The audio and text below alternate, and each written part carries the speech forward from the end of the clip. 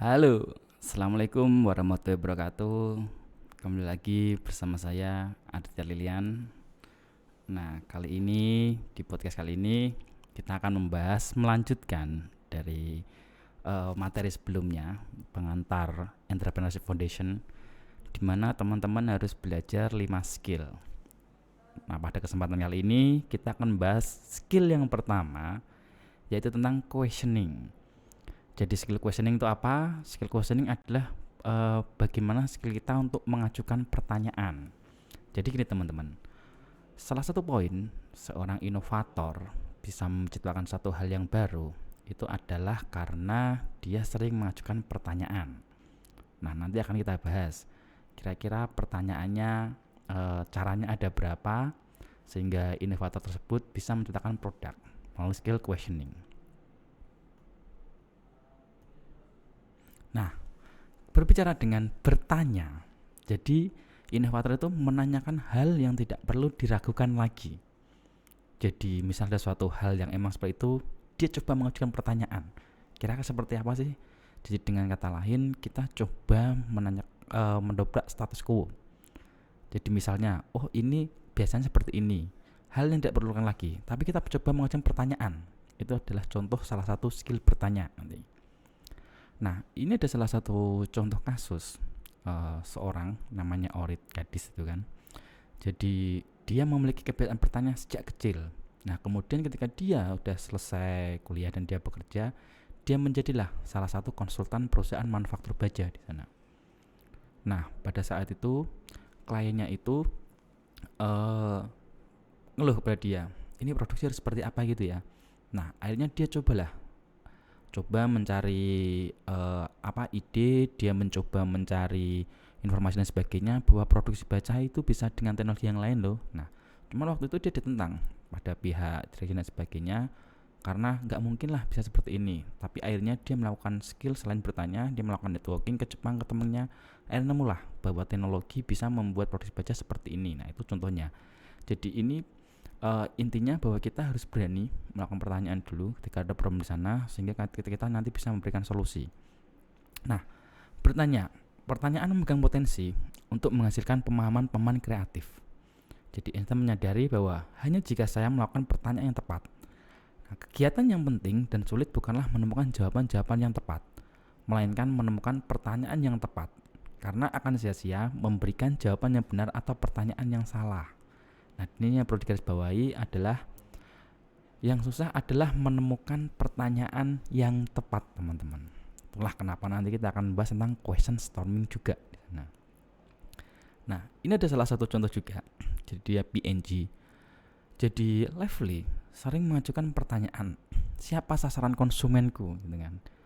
Apa yang dia inginkan? Karena harapannya apa? Ketika dia mengajukan pertanyaan, dia akan tahu misalnya siapa sasaran konsumenku. Oh, konsumenku si karakter segmen seperti ini. Apa yang dia inginkan? Oh, dia pengennya seperti ini ya. Apa yang kita ketahui tentang mereka? Kita harus tahu pengalaman seperti apa yang benar mereka inginkan. Harapannya apa? Dengan pertanyaan-pertanyaan dengan ini, akhirnya dia bisa menciptakan produk di mana produk tersebut sesuai dengan kebutuhan needs mereka, yang diinginkan konsumen, yang dibutuhkan konsumen. Jadi kita memproduksi produk yang tepat sasaran. Berawal dari mana? Berawal dari pertanyaan yang sering diajukan. Jadi teman-teman akan sangat bagus ketika taruhlah dalam sehari minimal bisa mengajukan pertanyaan 10 terhadap satu hal, itu kan sangat bagus. Misal nanti Kak mengajukan ada suatu benda kayak ini, HP gitu kan. HP nanti masih pertanyaan, kenapa HP bentuknya kotak? Misal seperti itu bisa juga. Terus kenapa warnanya hitam? Nah, hal apapun itu bisa nanti kita teman-teman pertanyaan. Jadi semakin sering mengajukan pertanyaan itu kan semakin bagus dan nantinya akan semakin menjadi skill teman-teman. Nah, jadi teknik bertanya, ada teknik pertama yaitu tentang apa, siapa, kapan, di mana dan bagaimana. Jadi ini adalah teknik bertanya yang mungkin tingkatannya level 1. Nah, kemudian ada menanyakan pertanyaan sebabnya. Jadi teknik selanjutnya adalah menyatakan pertanyaan sebab akibat untuk memperoleh pemahaman mengapa sesuatu seperti itu. Jadi Mike Collins, pendiri dan CEO Idea Group, sebuah perusahaan yang menemukan ide produk baru melalui jaringan penemu dan meluncurkannya. Jadi waktu ditanya, kenapa kamu menciptakan game 12 menit? apa yang menyebabkan kamu menggunakan permainan ini? Kemudian penemu menjawab dengan serangkaian jawaban di mana dia memiliki 3 anak, memiliki sedikit waktu setelah bekerja yang dihabiskan kepada anaknya. Jadi ternyata karena kalau main monopoli sangat lama banget di situ gitu kan. Jadi akhirnya dialah menciptakan permainan ini. Nah, itu tanya kedua.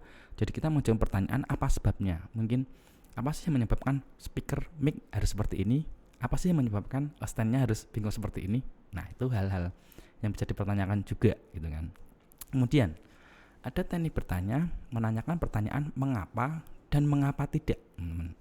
Jadi inovator terus-menerus mengungkit pertanyaan mengapa dan mengapa tidak. Ini contoh kasusnya adalah pencipta Polaroid waktu itu. Jadi dia waktu itu berjalan-jalan ke pantai dengan anaknya. Ketika habis melakukan foto, cekrek gitu kan, anaknya tanya, bisa nggak sih aku langsung lihat hasilnya sekarang gitu kan? Karena waktu itu belum bisa. Waktu itu harus bahasanya cuci dulu baru bisa cetak gitu kan. Melalui kasus itu dia melakukan pertanyaan, mengapa sih foto ketika habis jepret nggak bisa langsung dilihat, mengapa tidak harus bisa dicetak gitu kan. Nah, dari pertanyaan itulah akhirnya dia menciptakan apa? Kamera Polaroid di sana gitu kan. Yang akhirnya dia mencetaknya itu dan sekarang sangat keren banget gitu kan. Nah, awal kasusnya seperti itu. Jadi mengajukan pertanyaan mengapa dan mengapa tidak. Nah, selanjutnya adalah menanyakan pertanyaan bagaimana jika gitu kan. Jadi bagaimana jika menciptakan pemutar MP3 yang pas dengan kantong baju namun berisi 500 sampai 1000 lagu. Nah, ini contoh yang kasuskan yang dikeluarkan oleh Apple, itu dia menggunakan iPod gitu kan. Zaman dulu mungkin kita mendengar musik masih menggunakan Walkman gitu kan, di mana ada kaset pitanya terus dimasukin kayak tip kecil gitu kan. Namun si Apple mengalami pertanyaan, bagaimana jika kita menciptakan suatu alat pemutar lagu MP3 yang pas di kantong saku kecil gitu kan, bisa menyimpan 500 sampai 1000 lagu. Maka diciptakanlah iPod di sana waktu itu. Nah, itu melakukan bagaimana jika. Jadi ketika nanti teman-teman melihat suatu hal atau melihat suatu, misal kalau kita ngelihat gambar angkot gitu kan, bagaimana jika angkot dibikin angkutan menjadi angkutan wisata yang ada kasurnya dan sebagainya. Nah, itu bisa juga. Bagaimana jika angkot pembayarannya pakai barcode karena udah ada gitu kan. Bagaimana jika angkot dikasih AC dan sebagainya, sekarang pun juga udah ada banyak gitu kan. Jadi lakukan pertanyaan terus yang pada akhirnya itu bisa itu bisa memberikan inovasi-inovasi yang baru seperti itu. Misal kalau kita ngelihat zaman dulu kalau kamera HP masih biasa gitu kan, bagaimana jika HP juga bisa melakukan foto juga bisa. Terus bagaimana jika HP bisa melakukan video call juga bisa. Nah, itu kan banyak. Jadi dengan mengajukan pertanyaan terhadap apapun, itu yang akan coba menggugah kita untuk bisa menciptakan hal-hal yang baru di sana, teman-teman. Nah, ini ada kasus juga. Jadi waktu itu Hindustan Unilever gitu kan. Jadi dia waktu itu ada case di mana dia harus mendistribusikan produknya, tapi di daerah-daerah terpencil di mana di sana belum ada akses akomodasi. Akhirnya dia berpikir, bagaimana ya caranya untuk bisa mendistribusikan ini ke sana. Akhirnya dia cobalah. Di sana ada taruhlah wanita lintas area gitu kan. Jadi itu yang menjadi tenaga penjual dia. Dia nitip ke ke wanita itu, akhirnya dia yang mendistribusikan. Nah, itu salah satu hal yang dilakukan juga. Jadi dia menjadi distributor penjualan langsung ke konsumen untuk produk sabun dan sampo di sana. Jadi ada kasus dia mulai menganalisis terus bagaimana jika ternyata si wanita ini adalah menjadi distributor penjualan. Ternyata dieksekusi bisa juga, teman-teman. Nah, ini contohnya. Jadi hal yang bisa kita lakukan adalah question storming. Jadi mengajukan pertanyaan sebanyak-banyaknya terhadap suatu hal. Misal contohnya ada contoh case, misal kita The Body Shop. Kira-kira kalau teman-teman mengajukan pertanyaan terhadap Body Shop, apa aja nih? Misal, bagaimana jika Body Shop apa gitu kan? Siapa target market Body Shop? Kenapa Body Shop seperti ini? Nah, itu hal-hal yang pertanyaan, question storming.